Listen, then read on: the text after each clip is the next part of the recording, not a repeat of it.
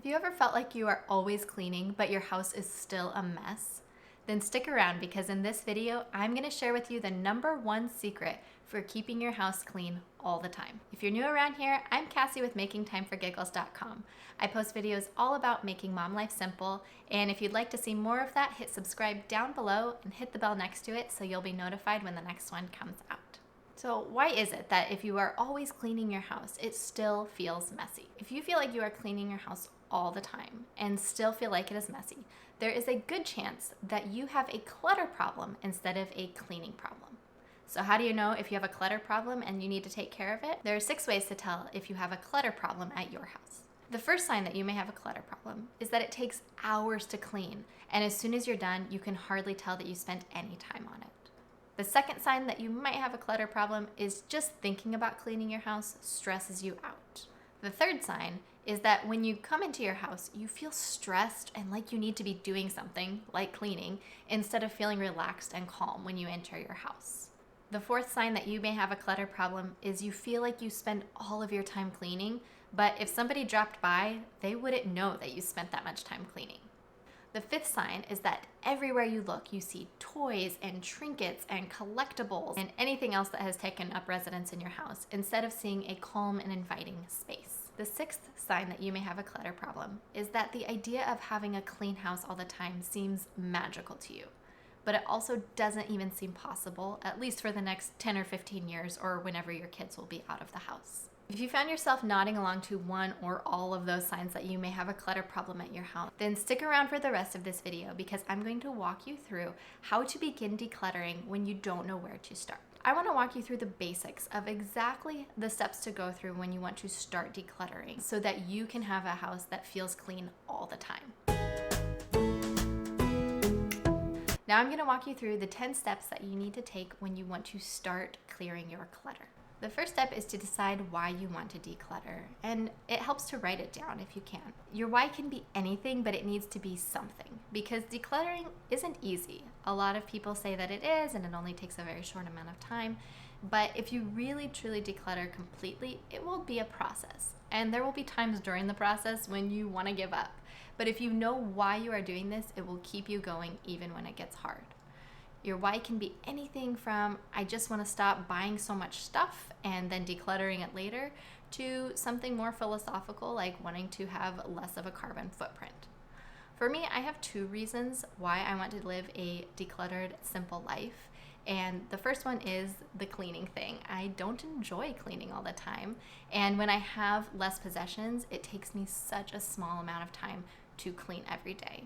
And I will link down below if you want to see my simple weekly cleaning schedule that I use now that I have a decluttered house. The second reason that I want to live in a decluttered, simple home is that I want my kids to enjoy the simple things in life. I want them to be excited if they get one toy for Christmas instead of wondering where their 10th item is that was on their list. And I want them to know how to play with real toys, things like a doll or a bear or blocks, and not have to have so many things to keep them entertained. So if you're having a hard time coming up with your own why, feel free to use one of mine if you just need to write something down that will keep you motivated when it's hard during the decluttering process. The second step you want to take is to pick a method. If you've spent any time looking up how to declutter online, there are so many methods out there, and it can basically all be boiled down into 4 main categories. The first category is slow and steady. Take 15 minutes every single day and declutter all that you can during those 15 minutes. This method works really well for people who are short on time but want to make steady progress with decluttering.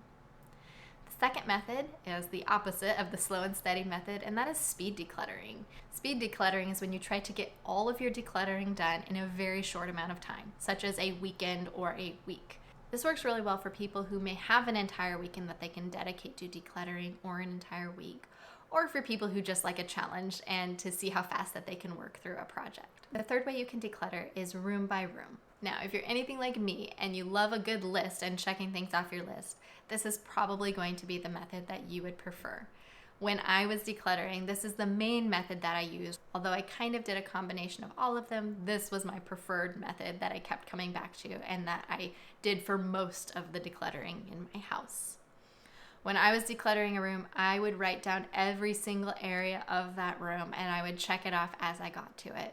And having a list made me feel like I was still getting something accomplished, something that I could check off, even if it was a slower day where I didn't make as much progress. The fourth method you can choose to declutter your house with is the category by category method, or as a lot of people know it, also the KonMari method.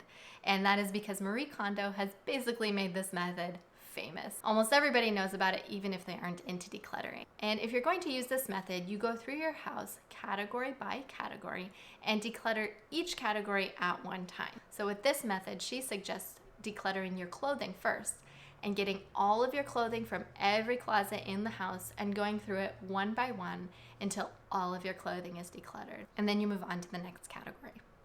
I actually used this method for decluttering my clothing, even though I did room by room for most everything else.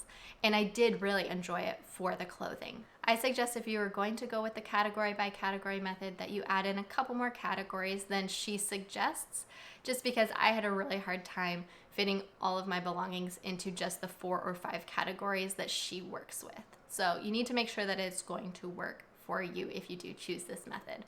But like I did, you can also use this method for part of your decluttering and use a different method for the rest of it. So I told you that I like the room by room, and I would love to see what you're going to choose for your decluttering method. So leave a comment down below, and also be sure to comment if there's a different method that I didn't put down that you think would be helpful in decluttering as well.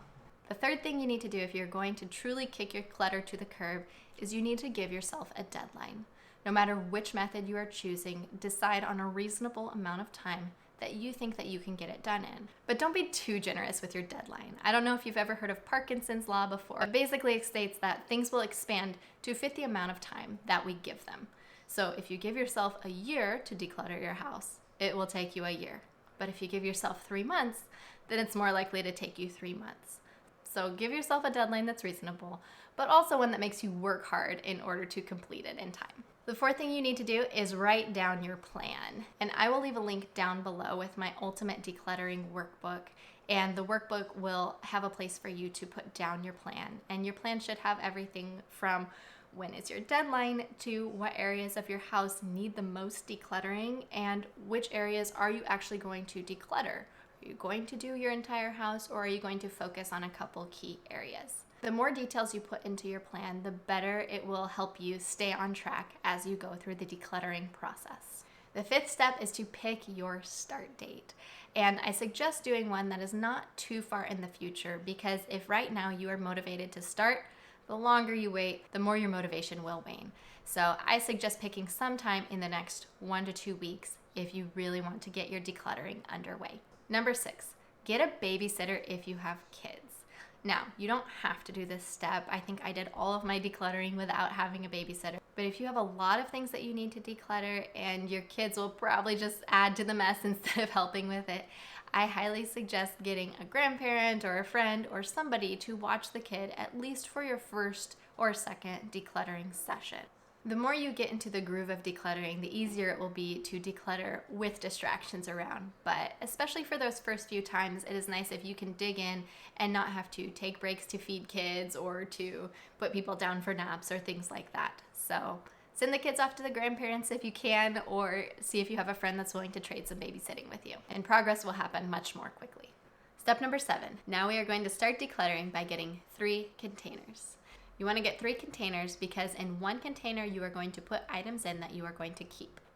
In the second container you are going to put items in that you are not going to keep but are in good enough condition to donate. And in the third container you are going to put items in that you are going to recycle or trash. Every single thing that you touch when you are decluttering should fit into one of these 3 categories. And I highly suggest, as you are going through each room or category or whatever method you are using to declutter your house, that you physically put each item into each container as you go. Then, after you are done with each decluttering session, we move on to step number 8, and that is find a home for every single thing that you decide to keep. And this doesn't just mean putting it back where you got it. Sometimes you've been keeping something in one place for years, but it doesn't actually make that much sense to keep it there. So think through how you use the item, when you use the item, and store it in a place that will be most convenient for you to use. But make sure that every item in your keep box has a home by the end of each decluttering session. Now, at the end of your session, you also want to find a home for the items in your other 2 containers. So for your donate items, that may be just putting them into the back of your car so that next time you drive by a Goodwill, you can drop them off. Or it may be putting the items directly into the recycling or into the trash. By making sure that these 3 containers are taken care of at the end of each decluttering session, you will feel like you are making forward progress and your house will start to feel lighter right away because you will actually be getting items out of your house from day 1. The 9th thing you need to do when you're decluttering your house is remember that it takes time. Generally, you aren't going to get this all done in one weekend unless you are doing the speed declutter in a weekend and you have no other distractions or commitments during that time. For most people, it's going to be a process that takes a while. So don't get down on yourself if you have been doing this for a few days or a week and don't feel like you're making much progress. Keep going, and I promise it will get better. Number 10, just start. Don't obsess over finding the perfect method for decluttering. Don't worry about finding the perfect start date or the perfect deadline. Just start making progress. If I had worried too much about which method I was going to use before I started, I wouldn't have realized that a combination of some of the methods worked best for me. And there really wasn't a right answer. It was just picking something that would get me started on my decluttering journey.